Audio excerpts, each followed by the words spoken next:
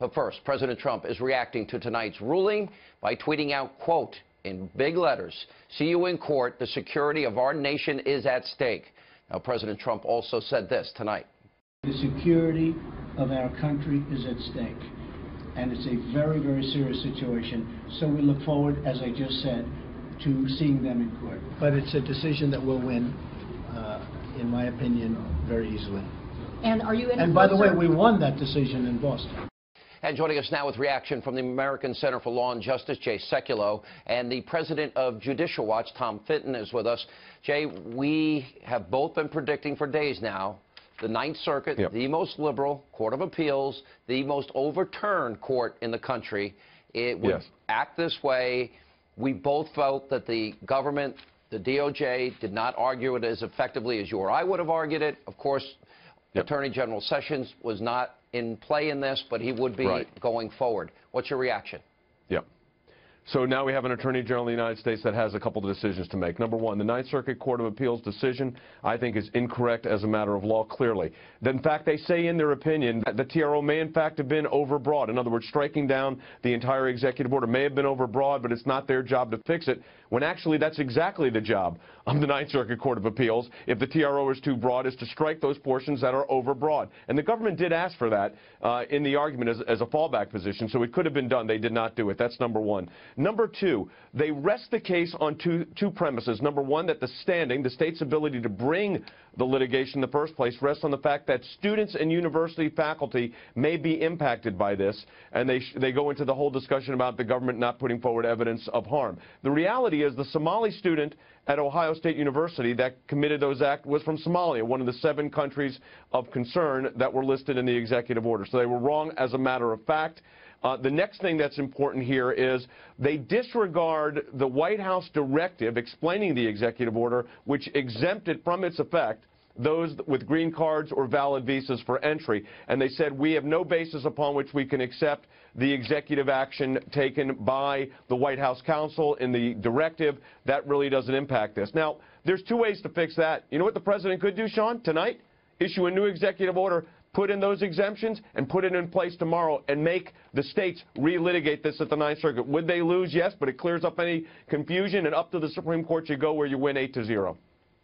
You know, Tom, let's talk about the president. And he has the constitutional, statutory ability to do what he did here. And is this a case where you believe the left went judge shopping by going to Seattle, knowing that any appeal would go to the Ninth Circuit, the most liberal court in the country, appeals court in the country, for the very purpose of undermining the agenda? In other words, is there a partnership among judicial activists and those liberal activists that want to stop Trump's agenda? Well, to be clear, the leftist infrastructure allows them to go judge shopping all at once across the country. This is only one of many legal challenges. Obviously, they had the best chance in a sympathetic, ideologically sympathetic district out like in the Ninth Circuit. But I think the most troubling aspect to this political decision, Sean, is the attack on the president's status as commander-in-chief. He and the administration has said there is a national security interest here in allowing this executive order to go forward. And this court has second-guessed that. And that is a power they don't have a right under the Constitution, and the president is well within his rights to criticize the courts who act like politicians. No one hired these courts to be commander-in-chief, and if they want to downplay the threat of terrorism based on their own predilections, their own biases, that's not something they're supposed to do. They've got to defer to the president on this national security matter. The fact they didn't is egregious. Constitutionally, of a president is to be the commander-in-chief. Yes. And we have spent a lot of time on this program, Jay Sekulow, going over the law, 8 U.S.C. 1182. By which they predicated this executive action, and it couldn't be any more clear. Which they ignore, by the way, in this opinion, really. They completely ignored it. Let me say something else. Well, let me the put it Ninth up on the Circuit screen. and the Court of Appeals are the ones that have created Jay. the constitutional crisis. They've created the constitutional crisis. Let me read it for our audience, here. if I can.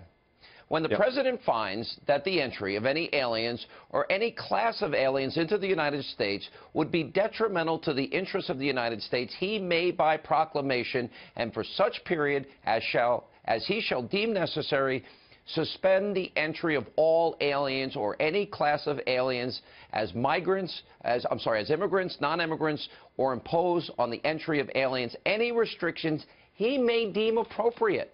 This is not, right. The law could not be clear. It's not for a judge to make this decision. They do not have the constitutional authority to do this. Yeah, the fundamental problem here is the district court judge and now the Ninth Circuit Court of Appeals, again, not shockingly, has created their own constitutional crisis. A showdown between the President of the United States as Commander-in-Chief under Article 2 of the Constitution and the statutory authority you just read, and the Ninth Circuit exercising their judgment instead of the President's. That's not the way the government is structured. And the refugee program is a disaster. It's like playing Russian roulette. We are not vetting the refugees in any serious sense. We rely on the United Nations to do the core which is vetting, a joke. And then we run off of their files to figure out whether these people should be here or not. This is a dangerous game the court is playing. I guarantee you the terrorists in those affected countries are going to flood the refugee zone to try to get in here before any courts rule in Trump's favor. Absolutely. And, you know, terrorists may be evil, but they're not stupid. And I've said fundamentally what the whole issue comes down to here, Jay, is the inconvenience of a few non-American citizens versus the willingness to gamble with the lives of the American people. And what the judges have decided here, and Democrats have decided, they're willing to gamble.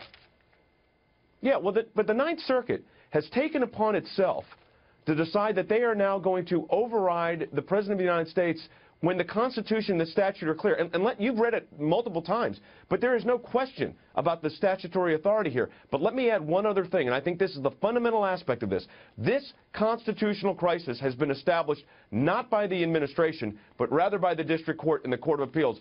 But the President can moot that whole issue out tonight by issuing a new executive order, meeting this burden, and then let them fight it out again. And that may be one way to resolve this. I trust the Attorney General's recommendation and advice on this, no matter which way it goes.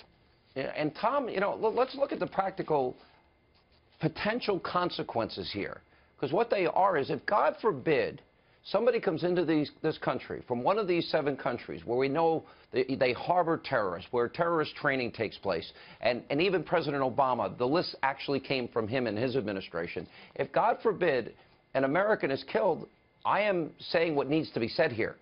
They will have blood on their hands. They will be responsible because they are not putting as their top priority the safety and security of the American people. Do you agree with that?